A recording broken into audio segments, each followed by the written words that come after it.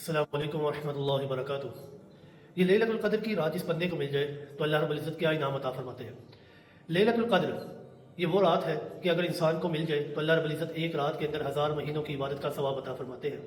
اب وہ بندہ جو سارا سال گناہ کرتا رہتا ہے، خطائیں کرتا رہتا ہے، اللہ کی نگاہ میں، لوگوں کی نگاہ میں بے قدرہ ہو جاتا ہے، اگر انسان اس ایک رات کے اندر عبادت کر لیتا ہے، اس کو یہ رات مل جاتی ہے، تو وہی بندہ جو بے قدرہ تھا اللہ کی نگاہ میں اور لوگوں کی نگاہ میں صاحب قدر بن جاتا ہے۔ اللہ رب العزت اس کے تمام گناہوں کو معاف فرما دیتے ہیں۔ سدرۃ المنتہا 7ویں آسمان کی حد پر متصل جنت ہے۔ وہاں پر اتنے فرشتے ہیں کہ کوئی بھی انسان اس کی حد کو، تعداد کو نہیں جان سکتا۔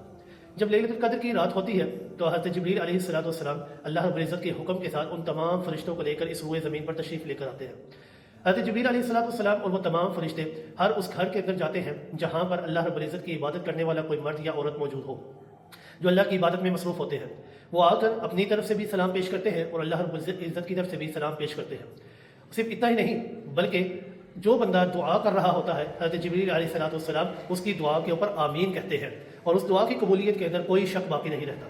یہ وہ رات ہے کہ جو انسان کو مل جائے تو اللہ رب العزت اس کے تمام گناہوں کو معاف فرما دیتے ہیں۔ لیکن اس عظیم الشان رات کے اندر بھی 4 ایسے بدبخت لوگ ہیں کہ جن کو یہ رات مل بھی جائے تو وہ پھر بھی اللہ رب العزت کی طرف سے بخشش اور مغفرت حاصل نہیں کر سکتے۔ وہ 4 لوگ کون سے ہیں؟ آپ صلی اللہ علیہ وسلم نے فرمایا، ایک شراب پینے والا، دوسرا قطع تعلقی کرنے والا، تیسرا والدین کا نافرمان اور چوتھا بغض اور کینہ رکھنے والا۔